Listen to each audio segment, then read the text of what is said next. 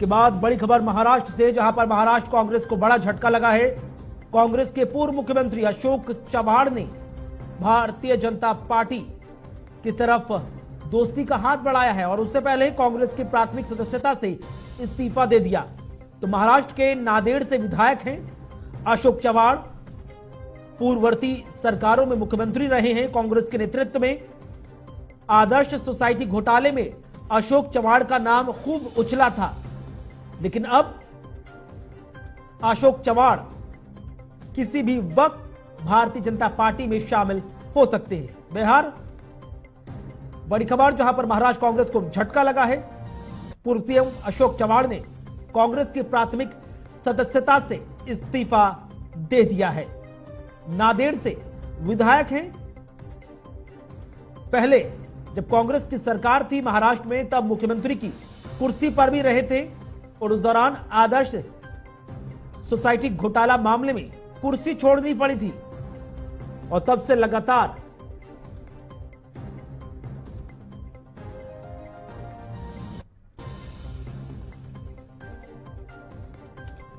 महाराष्ट्र कांग्रेस को झटका बड़े तौर पर। तो बिहार में शक्ति परीक्षण की घड़ी भी चल रही है और खेला जारी है। बिहार की राजनीति के लिए आज का दिन बेहद अहम माना जा रहा है। नीतीश सरकार को आज विधानसभा में बहुमत साबित करना है और विधानसभा के फ्लोर टेस्ट से पहले बिहार में सियासी हलचल भी तेज है। एक और बीजेपी और जेडीयू की पर्याप्त संख्या का दावा किया जा रहा है, तो वहीं आरजेडी नेता बिहार में ऑपरेशन लोटस पर ऑपरेशन लालटेन के भारी पड़ने का दावा कर रहे हैं। और इस हलचल के बीच दोनों ही खेमों से कई विधायकों के अदला बदली का मामला भी सामने आया है। एक तरफ नीतीश बाबू कह रहे हैं कि पर्याप्त संख्या है, तो वहीं दूसरी तरफ आरजेडी के एक नहीं तीन विधायक बदले हुए पाले में बैठे नजर आए। चेतन आनंद, नीलम देवी और प्रहलाद यादव, ये सब सरकार के पक्ष वाले पाले में बैठे नजर आए हैं, जिसके बाद से जो सियासी खींचतान है और बयानबाजी का सिलसिला भी तेज हो गया। और अब देखना है कि बिहार इस अग्नि परीक्षा से जो गुजर रहा है उसमें कौन पास होगा और कौन फेल होगा। बहरहाल इसी बीच बड़ी अहम खबर से हम आपको रूबरू करा रहे हैं, जहां पर बिहार विधानसभा की कार्रवाई भी चल रही है, लेकिन उससे पहले प्रतिक्रियाओं का सिलसिला भी जारी है। लोकतंत्र का सम्मान होगा, लोकतंत्र का रक्षा होगा और लोकतंत्र को कलंकित करने वाले लज्जित होंगे।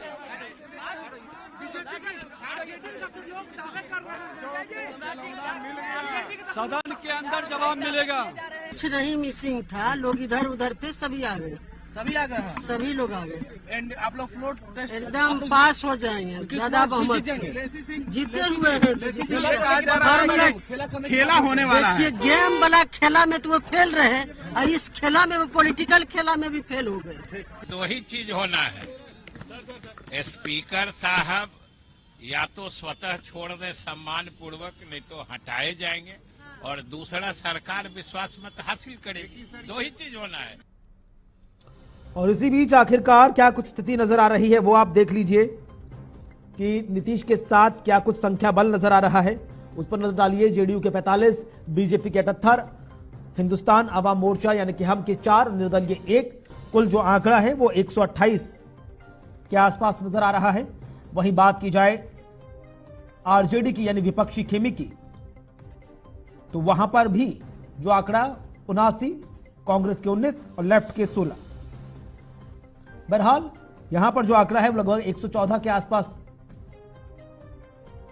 नजर आ रहा है। तो कुल 122 की जरूरत है और एनडीए के खेमे में अगर बात की जाए तो 128 का आंकड़ा यहां पर नजर आ रहा है। और इसी बीच सीधी कार्रवाई भी बदस्तूर लगातार जारी है।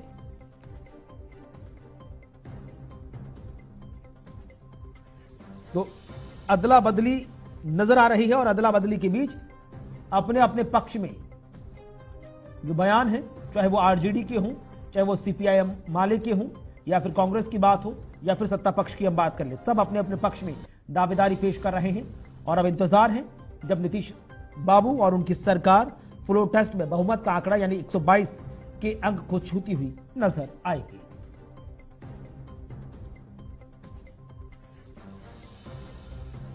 और इसी बीच कुछ सवाल बड़े महत्वपूर्ण हैं जिस पर हम चर्चा को आगे बढ़ाएंगे। एक एक करके जरा सवालों पर नजर डालिए। पहला सवाल कि फ्लोर टेस्ट में नीतीश कुमार फेल होंगे या पास, क्योंकि आंकड़ा तो लगभग पास में है, लेकिन उसके बावजूद भी अभी भी 3 ऐसे विधायक हैं एनडीए खेमे के जो इस वक्त सदन में नहीं पहुंचे हैं।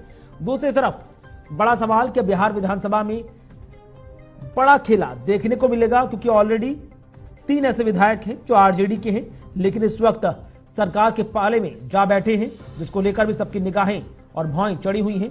तीसरा महत्वपूर्ण सवाल, क्या आरजेडी टूटेगी या फिर कितने एमएलएस क्रॉस वोटिंग करते हुए नजर आएंगे, क्योंकि अब जिस तरह से एक के बाद एक आंकड़ा बढ़ रहा है सरकार के खेमे का यानी एनडीए खेमे का, उसके बाद क्रॉस वोटिंग की संभावना भी बढ़ गई। इधर आरजेडी के विधायकों के पहुंचने का जो एनडीए के पाले में बैठे हैं उसका अर्थ क्या है? क्या इस बार तेजस्वी यादव बाजी पलट पाएंगे या फिर खुद आरजेडी के साथ ही खेला हो जाएगा? यही कुछ महत्वपूर्ण सवाल है जिस पर हम चर्चा को अब आगे बढ़ाने जा रहे हैं।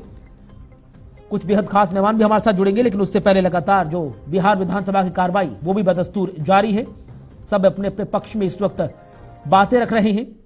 मर्यादाओं की, राजनीतिक संविधान और उसकी परेता की जो बात है बिहार विधानसभा में इस वक्त गूंज रही है, लेकिन इंतजार उस पल का जब बिहार विधानसभा में फ्लोर टेस्ट पर एनडीए खेमा बहुमत का आंकड़ा पेश कर पाएगा या आरजेडी जो लगातार तेजस्वी यादव कह रहे हैं कि भाई वोटिंग से पहले ही खेला होता हुआ नजर आएगा, खेला होगा। तो कुछ महत्वपूर्ण चीजें जिसकी तस्वीर अब कुछ ही देर में स्पष्ट होने वाली है। इंतजार और निगाहें सबकी बिहार विधानसभा की चल रही इस वक्त कार्यवाही की तरफ, जहां पर जो दोनों खेमे हैं वो बढ़ चढ़कर अपने अपने पक्ष में बातें रख रहे हैं। 3 बेहद खास मेहमान इस वक्त हमारे साथ जुड़ रहे हैं। भारतीय जनता पार्टी से प्रवक्ता राकेश पोद्दार जी हैं, कांग्रेस पार्टी से प्रवक्ता यश श्रीवास्तव हमारे साथ जुड़ रहे हैं और वरिष्ठ पत्रकार अमिताभ कुमार भी हमारे साथ जुड़ रहे हैं। कुछ देर में जेडीयू नेता भी हमारे साथ जुड़ते हुए नजर आएंगे। लेकिन राकेश जी, शुरुआत आप ही से कर रहा हूं। बड़े खेले की बात यहां पर तेजस्वी यादव करते हुए नजर आए थे, लेकिन उससे पहले ही 3 विधायक आरजेडी के वो आपके पक्ष में जाकर बैठे हैं। क्या उम्मीद की जाए, जो पर्याप्त 122 का आंकड़ा है वो एनडीए के पास है या फिर अभी भी संभावना बनी हुई है, इसीलिए आपने अपने तमाम विधायकों को कस के रखा हुआ है? नहीं, कोई ऐसा संभावना नहीं है। और हम लोग 128 हमारे विधायक हैं और 2 जो उधर के विधायक वो भी हमारे पक्ष में आ गए हैं। उनको भी लगता कहीं न कहीं हमको विकास के मुद्दे पर जो जनता से जो मुद्दे थे और नेचुरल अलायंस था हम लोगों का, उस अलायंस में हम लोग भी भागीदारी बने और 13 करोड़ जनता का जो विश्वास है और लोकतंत्र की मर्यादा, संविधान की जो मर्यादा, उस मर्यादा पे हम लोग कहीं ना कहीं उतरने का काम करेंगे। और रहा जनता से, हम लोगों ने 2020 में हम माननीय नीतीश कुमार जी और हम लोगों ने वादा करके आए थे, जिस वादे पे हम लोग काम करेंगे। और रहा 2021 में हम लोगों ने विज्ञापन निकाला था नौकरी के नाम पे, वो नौकरी देने का भी काम माननीय मुख्यमंत्री जी ने किया। और आप देख सकते हैं कि हमारी सरकार अभी बनी ही नहीं थी तो हम लोगों ने 30,000 वैकेंसियां सभी विभाग में निकालने का काम किया और रोजगार देने का भी काम बहरहाल किया। एक बड़ी महत्वपूर्ण खबर से रूबरू करा दूं, जहां पर स्पीकर के खिलाफ जो अविश्वास प्रस्ताव है वो पास हो गया है। बड़ी खबर सामने आ रही बिहार विधानसभा से। ठीक है सर, राकेश जी आप अपनी बात पूरी कर सकते हैं। हाँ, तो उस मर्यादा के अनुसार, संविधान के अनुसार, लोकतंत्र की मर्यादा को रखते हुए हम लोग आगे बढ़ने का काम कर रहे हैं। और जो भी वादा हम लोग जनता से किए थे, और हमारी जो अलायंस है नेचुरल अलायंस है और आज से नहीं, बहुत पुरानी अलायंस है और 18-20 साल पहले से भी रहे। और माननीय मुख्यमंत्री जी रेल मंत्री भी रहे और मुख्यमंत्री बनाने का भी काम हम लोगों ने किया। और आगे विश्वास है कि जनता के विश्वास पे हम लोग खरे उतरेंगे। ठीक है, यश श्रीवास्तव हमारे साथ जुड़े हुए हैं, जाना पहचाना युवा चेहरा है। यश जी, कैसे देख रहे हैं महागठबंधन की सरकार है, 19 विधायक तो आपके हैं, टस से मस नहीं हुए हैं, हैदराबाद भेजना पड़ा, देर रात पटना पहुंचे, लेकिन यहां पर आपके विधायकों की संख्या तो पर्याप्त नजर आ रही है, लेकिन 3 आरजेडी के विधायक एनडीए के खेमे में जा बैठे। इसे कांग्रेस किस तरह से देख रही है? केवल इस तरीके से देख रहे हैं कि जितने चुनाव हुए उनसे बहुत ज्यादा गिनती में हमारे नीतीश कुमार जी सीएम बन चुके हैं। जनता की सहन शक्ति की भी एक सीमा होती है।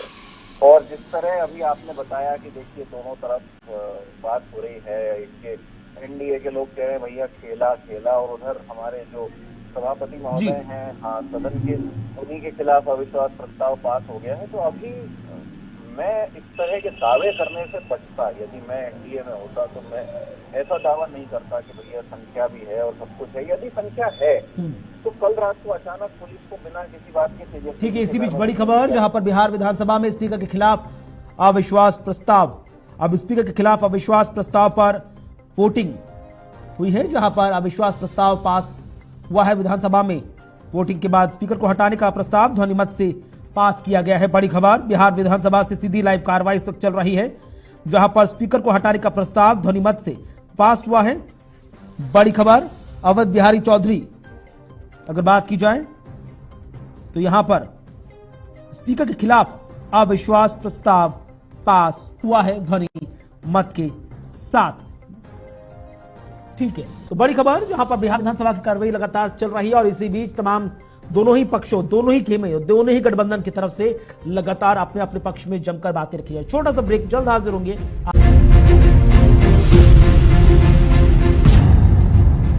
स्वागत है आपका ब्रेक के बाद। तो लगातार बिहार विधानसभा की कार्रवाई बेहद दिलचस्प मोड़ से होकर गुजर रही है, जहां एक तरफ अग्नि परीक्षा चल रही है मौजूदा गठबंधन सरकार की, तो वही दूसरी तरफ आरजेडी की तरफ से बार बार कहा जा रहा है कि वो अंतिम मूवमेंट पर सबसे बड़ा सियासी खेला करने वाले। बहरहाल इंतजार है कि जब फ्लोर टेस्ट पर वोटिंग होगी और उससे पहले जो विधानसभा स्पीकर है उनको हटाने की कार्रवाई लगातार चल रही है। ध्वनि मत से प्रस्ताव पास हुआ है और अब वोटिंग का सिलसिला चल रहा है। 3 बेहद खास मेहमान हमारे साथ जुड़े हुए हैं, लेकिन इन तमाम चीजों के बीच अमिताभ जी, बिहार में जो सत्ता का खेल चल रहा है और उस सत्ता के खेल से पहले जो सियासी खेला करने की लगातार कोशिश भी की जा रही है, एक नहीं 3 आरजेडी के विधायक सरकार के पक्ष में जा बैठे हैं और उन्होंने आरजेडी को ही धोखा दे दिया है। ये पूरा सियासी घटनाक्रम क्या कहता हुआ नजर आ रहा है, जबकि अभी भी कुछ ऐसे विधायक हैं एनडीए खेमे के जो विधानसभा में नहीं पहुंचे हैं और ये कहा जा रहा है कि जब मूवमेंट होगा वोटिंग का वो नजर आ जाएंगे। हाँ, ये जबरदस्त जोड़ तोड़ की कार्रवाई यहाँ दिख रही है। जिस तरीके से राजद जो है बार बार जदयू को बता रहा था, भाजपा को बता रहा था कि हम खेला करेंगे, तो लगता है कि दूसरी तरफ से भी वैसी कोशिशें हुई हैं जिसका इम्पैक्ट साफ साफ नजर आ रहा है। हालांकि जदयू के यहाँ से दावा है कि उनके सारे विधायक जो है संपर्क में हैं, जो आज नहीं आए हैं वो भी, और उन्हें मतलब विश्वास लग रहा है कि वो लोग जीत जाएंगे। इस तरीके से अभी पास हो गया है अविश्वास मत, तो मुझे लगता है कि अब शायद ज्यादा दिक्कतें नहीं है, वो हल्ला हंगामा होगा, लेकिन अब राजद को विपक्ष में ही बैठना पड़ेगा, ऐसा मुझे लग रहा है। चुनाव जैसे जैसे नजदीक आ रहा है, जो महागठबंधन है, चाहे इंडी गठबंधन कह लिया जाए, हर रोज और बिखरता टूटता नजर आ रहा है। चाहे हम बात आरजेडी के 3 विधायकों के सरकार के पक्ष में क्रॉस वोटिंग करने की बात कह लें, या अभी कुछ देर पहले खबर आई थी कि महाराष्ट्र के पूर्व मुख्यमंत्री कांग्रेस पार्टी के वरिष्ठ नेता अशोक चव्हाण ने प्राथमिक सदस्यता से इस्तीफा दे दिया है, चाहे हम बात कर लें आरएलडी की जो सरकार के पक्ष में जमकर बयानबाजी करती नजर आ रही है, जेडीयू तो ऑलरेडी सरकार के साथ, बीजेपी के साथ सरकार बना रही है। किस तरह से देखते हैं सर, कितनी भारत जोड़ो यात्रा करते करते कांग्रेस या महागठबंधन क्यों टूटता जा रहा है सर? नहीं, विपक्षी गठबंधन तो बुरी तरह बिखर चुका है और कांग्रेस शुरुआत से ऐसा लग रहा है ना कि बजाय समेटने के वो दूसरी चीजों को ज्यादा तवज्जो दे रही थी। वो खुद नेतृत्व करे विपक्षी गठबंधन का, इस पे ज्यादा ध्यान था। उससे लग रहा था कि ज्यादा से ज्यादा सीटें वो हासिल कर सके, इस पे ध्यान था। और न्याय यात्रा जो अभी चल रही है, इस पे पहले भी हमारी बहस हो चुकी है। हमने हमेशा कहा कि ये चुनाव का समय है, उस समय आप जाकर के पहला दूसरा अध्याय पढ़ने लगते हैं। ये जनता के साथ जुड़ने का जो और जनता के बीच में जाने का जो समय होता है, वो उस समय होता है जब चुनाव नहीं है। अभी आपको चुनाव की तैयारियां, लोगों के साथ गठबंधन और सीटों को तय करना और अपने साथियों को मजबूत करना का समय था। तो मुझे लगता है उसका बहुत असर पड़ा, क्योंकि उसकी आधी शक्ति जो है कांग्रेस की, वो तो उसमें खर्च हो रही है। तो अब गठबंधन में जो वैसे भी नाराज हैं ज्यादातर लोग, वो बिखरते जा रहे हैं। और भारतीय जनता पार्टी आप देख रहे हैं किस तरीके से इन्होंने महाराष्ट्र में तो इनके तीनों महाअघाड़ी के तीनों सदस्यों को दो फाड़ कर दिया है। ये बहुत मतलब बुरी खबर है विपक्ष। यश हमारे साथ लगातार जुड़े हैं, लेकिन यश जी कितनी क्या चल रहा है, क्या मंत्रणा चल रही है?